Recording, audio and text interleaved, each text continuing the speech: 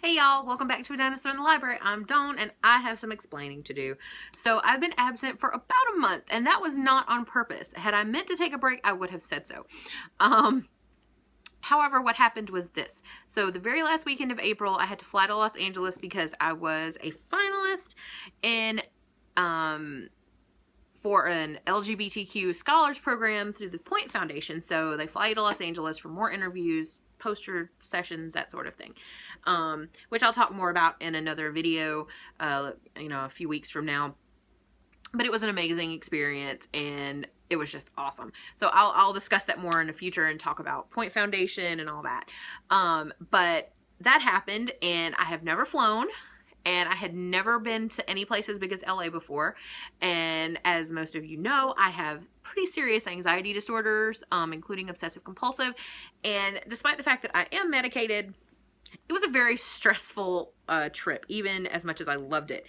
So there was that. It took about 2 weeks after that for me to really get back to normal. About the time I got back to normal with that, I had to take my preliminary exams. So for those of you who don't know, preliminary exams, at least in my doctoral program, they work this way. You write statements about your major area of interest, the methodology you want to use, and the theories you want to use, and then your dissertation committee looks at that and writes exam questions for you. And you have exactly 7 days from the time, it's kind of like the ring, right? 7 days. You have 7 days from the time the questions hit your email inbox to write out approximately 20 pages. That's not a hard and fast rule. That's just about what everybody writes on each of those topics, well cited, that sort of thing. And then you're graded. And if you pass them, you can start working on your dissertation. If you don't, you have one more chance to pass them. And I don't want to talk about what happens if you don't pass them the second time, because that's not going to happen, right? But I'm waiting on those results. And it's taken me about a week and a half, 2 weeks to really come down off of prelims as well. And so May was just really, really rough. Summer semester has started. I am lucky enough that really what I'm doing this summer is not that difficult to deal with, except for the prelims. I'm still working on a project with my major professor. I'm TAing for 2 of the master's classes online, but that's really, they're really enjoyable, and I'm having a pretty good time with it. One's graphic novels, one is international young adult and children's literature, so right up my alley, right? So that's not like a huge stressful burden. I do have a bunch of projects I need to start working on, but I knew May was going to kind of be a throwaway because of all of that. So I haven't really been working on them that much. I've been doing a lot of leisure reading and random things that need to be done. So in order to facilitate, okay, stop, let me go back. So I mentioned the anxiety and the OCD, right? So if you have either of those, you may know that sometimes what it causes you to do is have really difficult time making decisions, even tiny decisions. There are mornings when I'm trying to figure out which earrings to put on. I have a lot of earrings. They're all cheap earrings, but I have a lot of earrings. And I'll just stand there staring at them. And I feel like it's the dumbest thing in the world, but it's just one of those things that the anxiety and OCD cause. Well, it also happens sometimes when I'm standing in front of my bookshelves, which makes life difficult because why am I wasting time trying to pick a book when I could be reading the book? This is very upsetting to me. So I just devised this whole project for myself in order to kind of facilitate better leisure reading, and to better use my reading time. So what I did was first I culled my shelves, and you can kind of see one of the stacks back here. This is a double stack of Mass Markets on top of a stack of other books that I am actually going to get rid of. There are actually 2 bags of books in the back seat of the car that I need to deal with as well. Went through the shelves and just made some really hard decisions about, am I going to reread this book? Is this a book that I want to keep because of some other specific reason? Have I not read this book yet? And that way I cleaned up some of my shelves. If you've been around for a while, you know this shelf has changed a pretty good bit over the last year and a half or so. But you can see how much neater it is. There are not double stacks on this shelf. There are a couple of shelves on the other bookshelf where there's like 1 double stack in front, that kind of thing, just because I had to. But that's going to change once I go through them, because as I'm reading the books, if I decide it's something I'm not going to ever reread or that I don't want or need to keep for another reason, I'm going to go ahead and get rid of it. and we'll see how well this goes. But what I've been doing to actually help with the choosing of books is I've decided just to read my bookshelf. Quite literally, just read the bookshelf. Start at the first shelf and start reading books I have not read that are mine. Some of them are my wife's that I'm really not all that into reading, so I won't be picking those up. But if I haven't read it and it's mine, I'm just going in order. And the way my bookshelves are arranged, on the top of this bookshelf is Stephen King, and then so you've got mystery, horror, thriller, followed by sci-fi, fantasy, followed by literary fiction / regular fiction. This bookshelf is the children's stuff is back here, and then it bleeds into the young adult that are too tall for this, following down into various stripes of nonfiction. So the first couple of shelves over here aren't going to be that big of a deal. You know, there's not that many I haven't read. The further down you go, the more books I haven't read. So those are going to be a lot longer shelves. I'm actually almost done with the first shelf. I did realize there is one Stephen King book I haven't read, which really annoys me because that's technically the first shelf. It's really bothering me, but there's not a whole lot I can do about that. So I am going to go back and reread and read that one once I finish with this shelf.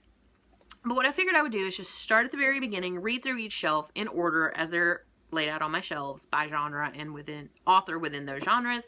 And then at the end of the shelf, I'll read a book off my Kindle, because I have, even as much as I prefer physical books to ebooks, I have a lot of books on my Kindle right now. I'd say a good 98% of them are from NetGalley. There are a couple that I specifically requested from publishers and was given like the NetGalley widget for that I need to read and review, but those will be done closer to their release date. But I do need to read those, and there are some of them I just really, really want to read and have not gotten to. So at the end of each of my physical shelves, I will be reading at least one off of my Kindle. If there's something else on the Kindle that strikes my fancy, I'll do that. I'm trying not to be too strict about it because I don't want to get ticked off and just be like, you know, and not reading. But I think this is going to work. So far, it's going pretty well. Like I said, I'm almost done with the first shelf. Actually, I had 2 DNFs off this shelf, which was really disappointing, but that's not bad. I've been going through a lot of leisure reading during decompression times between stressful events. So on the top shelf that I'm working on now, if you include also the Stephen King shelf, I have 1, 2, 4 more books, and I am almost done with the book I'm reading now, which is the second in a horror series by Scott Nicholson. And at the end of every shelf, I'm going to do a wrap up. Like most people do months or weeks, I'm just going to do at the end of the shelf. If, like on the bottom shelf of that one, the literary fiction section, where there's a lot of books I have not read, quite a lot actually, I'm probably going to break it up into 2 wrap-ups just because, holy crap, that'd be a lot of books to talk about in one video. I know I've done it, but it's not pretty. And I don't know who you people are out there that would want to sit there and watch me talk for 20-25 minutes. I don't want to hear me talk for 25 minutes. And I feel sorry for my students, honestly. But the fact of the matter is, I do want to talk about the books I'm reading. I do want to discuss, you know, the books I'm getting rid of after I read them, and why I'm getting rid of them, or why I enjoyed them, that sort of thing. Because I don't think I do enough reviewing on this channel, and I really want to do more reviewing. And I also really want to read through my bookshelves. Yes, my doctoral program has taken up a lot of my time, as they're wont to do, and they have slowed down. It has slowed down my leisure reading quite a bit, so that's partially why I have so many books on my shelves. But I also know that I am really bad about seeing a book and be like, oh, that's awesome, especially if it's cheap or free, I'm going to take it. So I'm hoping that as I go through the shelves and go ahead and get rid of it, pull it off of the shelf, that it will not only make more room on the shelves for me to get new books later on, it will help me develop a better relationship with my books, rather than, I don't really hoard. I don't want to use the word hoard lightly, because I do understand the severity of that, being someone with OCD. So I don't really want to call it hoarding, because I don't hoard. There's nothing about this as hoarding. But I do accumulate a lot of books. And I love books. I never want to be in a house not surrounded by books. However, I also know that there are a lot of books like in these stacks that I really enjoyed, but I really have no intention of rereading, and they're just taking up space that a book that I love and will reread could occupy. And especially living in this very, very small apartment, there's only so much room. I've been trying everything I can think of in my head to rearrange the living room in such a way that I can put in another bookshelf like this. It's not happening. It's absolutely not happening. We'd have to get rid of either the guinea pig or the couch. And neither one of those is going.